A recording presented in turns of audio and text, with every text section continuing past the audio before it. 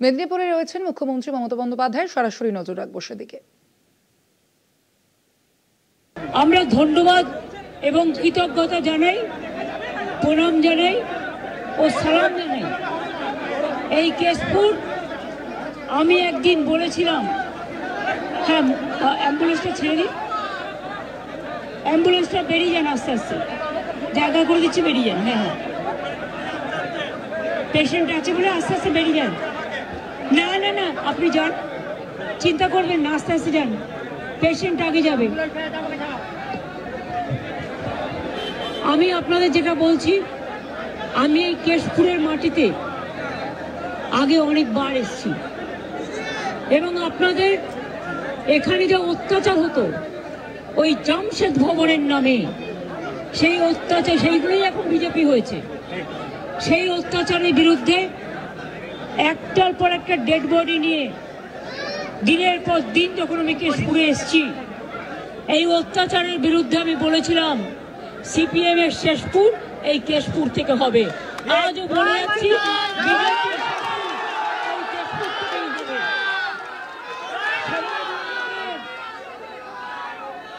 এই ভোটার লিস্টের নামে আস্তে আস্তে ভোটার লিস্টের নামে এনআরসি করার প্ল্যান চলছে।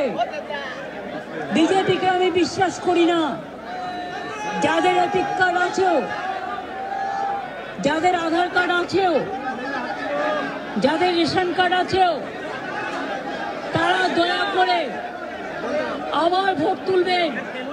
যদি মনে করেন আমার তো ভোটার লিস্টে নাম আছে, এখন নতুন করে প্ল্যান করছে যাতে নামগুলো বাদ দেওয়া যায়।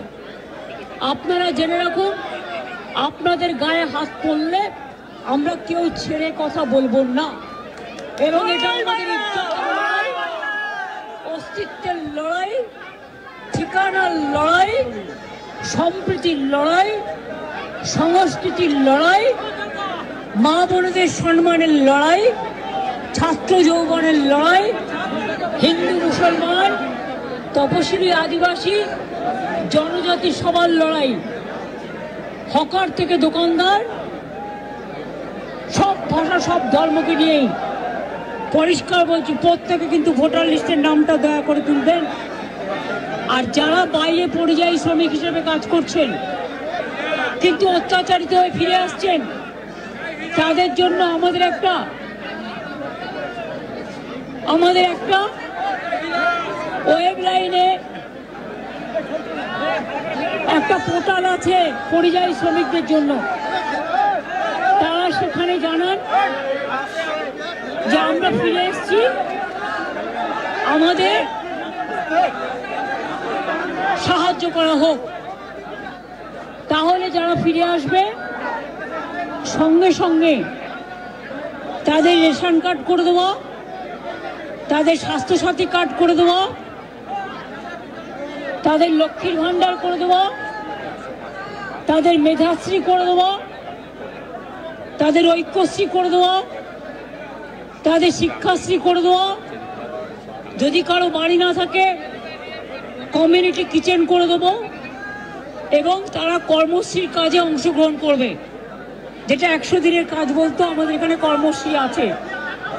আর হাতেও আমরা কিছু সাহায্য দেব, চিন্তা করবেন না, এখানে থাকবেন, ভালো থাকবেন।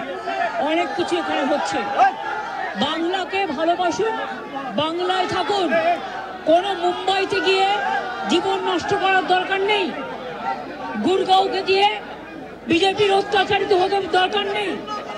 গুজরাটে গিয়ে অত্যাচার, মহারাষ্ট্রে অত্যাচার, আসামে অত্যাচার, উড়িষ্যায় অত্যাচার, মধ্যপ্রদেশে অত্যাচার, রাজস্থানের অত্যাচার।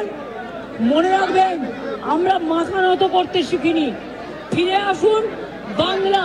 আমরা যদি 1 খানা রুটি খাই, 8 খানা রুটি দেবো আপনাদের। এটা ভালো থাকুন, সুস্থ থাকুন, আর ভোটার লিস্টের নাম অবশ্যই তুলবেন, শুধু নিজের না, পরিবারের সবাই। ভোটে নমিনেশন ফাইলের দিন পর্যন্ত ওরা কিন্তু নাম কাটে, আর গুজরাটে বসে বসেই প্ল্যানগুলো করছে।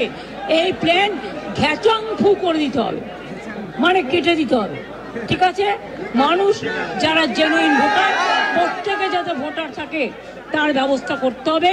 এটা আমাদের ঠিকানা, এটা আমাদের আশ্রয়, এটা আমাদের মায়ের শাড়ির আঁচল, এটা মাথায় রাখতে হবে। ঠিক আছে, সবাইকে মন দিয়ে করতে হবে।